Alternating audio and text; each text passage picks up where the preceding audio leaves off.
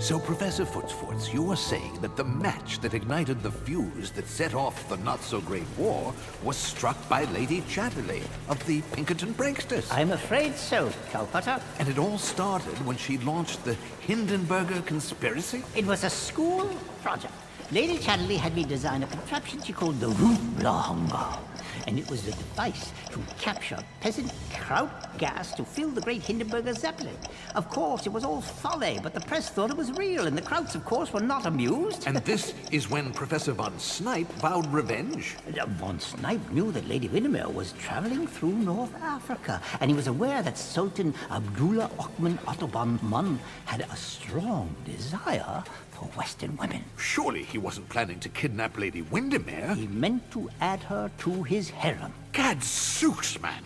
What a fiendish blackamoor! And the Sultan had over 100 wives, but none with the fair skin of a Lady Windermere. But Professor Footsforts, why was von Snipe taking it out on the English when he believed it was the French who were to blame? It's far more convoluted, Cowpotter. The French were in possession of all North Africa. By having Lady Windermere kidnapped in a French possession, it would embarrass their government. I can't believe that Blackamoor was so arrogant that he would even consider kidnapping an Englishwoman. And gentry at that. Von Snipe told the Sultan that Lady Windermere was a spy. Von Snipe knew she was a spy? He did not, but if the Sultan thought she was spying for the English, he could do whatever he wanted. What an unscrupulous cad. Which one? Von Snipe. But even more, that Blackamoor. Oh, the kidnapping was recorded on a cylinder. You are referring to Lady Windermere's brass Fantabulous? Of course. Sit down, Cowpotter. You'll find this quite enlightening. Lady Windermere had received an invitation to dine with the Sultan, never suspecting his underhanded intentions. Here, as you can see, they have finished their dessert, and the Sultan is now sipping from a tiny cup of Turkish coffee. Tell me, Lady Windermere, what are your impressions of my kingdom? Well, I must say, Sultan Abdullah Othman Ottoman, I am impressed by your faux Alhambra. I see. Now, would you like to see my harem? Yes, of course, but tell me, Sultan Abdullah Othman Ottoman, do you No, believe that you need there... to be so formal. Please, just call me Salty.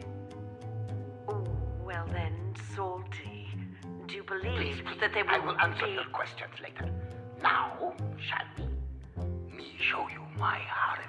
By all means. Or would you like to slip into something more harem-friendly? What do you have in mind? Something silky.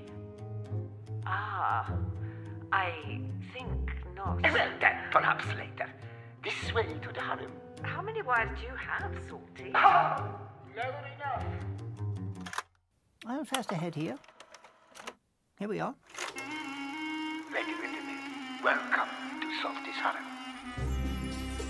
Interesting. What do your wives do all day? Just sulk about waiting for Salty to appear? Oh, they have their duties. There is, of course, a hierarchy. The newest and freshest are served by all the others. I would have thought it was the opposite, but no matter. I've seen enough. You can be my queen, my lady. A sultanate. I can give you 1,000 servants. Your proposal is noted. Now, may I leave? I think you will stay, Lady Windermere. I think not. It was then the Sultan made his underhanded move. Oh, get your hand out of there. Oh! Wait, I can't see what's happening. When the Sultan thrust his hand beneath Lady Windermere's bustle, he caught his thumb in her brass cage and inadvertently tripped the fast-forward mechanism. Oh, such a rare and precious document lost forever. Well, you did get a glimpse of Lady Windermere thoroughly throttling the Sultan. By Jove, I never knew she had such spunk. More tea? Yes, thank you. Lady Windermere was an only child. Her father, the Duke, had wanted a son. He decided the least he could do was have a daughter who was bloody well as good as any bloke. And he taught her to shoot and to fence, to master the martial arts, and he insisted she learn a trade. A lady? Learn a trade? So she'd never find herself penniless. And what? trade, pray tell, did she learn? How to play poker. So, Lady Windermere escaped the ravages of the Sultan. She did. But then she vowed revenge. And that is how the Americans became involved.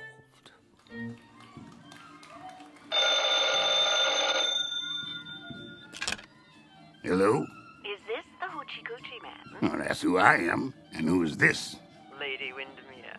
Hey, how you doing, Lady Windy? Coochie, I need a favor. You name it. You my favorite lady. There is a sultan I'd like you to impersonate. What kind of sultan? Sultan Abdullah Ockman Ottoban Man, the Blackamoor. Do I get to wear a turban? Of course. With a big jewel up on top? If you wish. And shoes with little curved toes? Tell me your size. 12. And a scimitar. Certainly. And a long, shimmery robe. Consider yourself covered. How many wives I get? Oh, sorry, Coochie.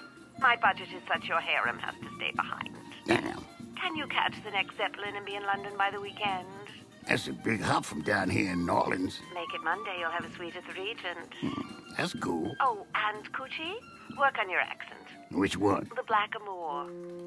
Lady Windermere scheduled a press conference and presented the Hoochie Coochie Man as Sultan Abdullah Ockman Ottoban Man. She also stood by as translator. Yes, next question. Tell me, Sultan Abdullah Ockman Ottoban Man, do you celebrate holy holidays? In my country, we have the high month of feasting. We call Ramadan Ding Dong. Don't you mean fasting? No, man. I mean feasting. Barbecued ribs, black-eyed peas, chitlins. Sultan Abdullah Ockman Ottoban Man, is it true you have 123 wives? I do? Well, do you? No. Well, how many wives do you have? How many do you have? None. None? They're girlfriends. You have 123 girlfriends? Ramadan Ding Dong. Hey, Sultan Abdullah Ockman al-Ottoman, if there is a war, will you align with the Huns? I like the Huns. I like their buns too. May I interject? The Sultan is referring to his favorite harem group, the Honey Buns. Oh yeah, my sweet honey bunnies. Ramadan Ding Dong. Me over here. Me. Do you have the eunuchs guarding your harem? Eunuchs? Guarding my girlfriends? But don't you think castration is cruel and inhuman? Castration? They do have a union. A eunuch union? Yes, the Union of Eunuchs. Is there really a eunuch union? There is, but it doesn't have any balls. Oh man. Sultan! Over here. You, the one with the big shabooms. Thank you.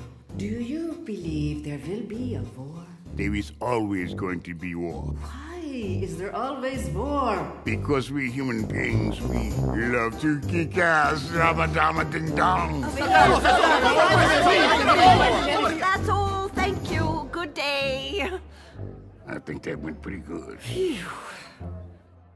I remember that press conference. At the time, they believed it really was Sultan Abdullah Ockman Ottoban Man. Needless to say, the real Sultan was furious. He planned to catch the next Zeppelin to London, but von Snipe convinced him to cool it. The Sultan listened to von Snipe. He did, because by then, Professor von Snipe had learned the true identity of the French prankster, the one with the nom de plume of Pepe Le Pew.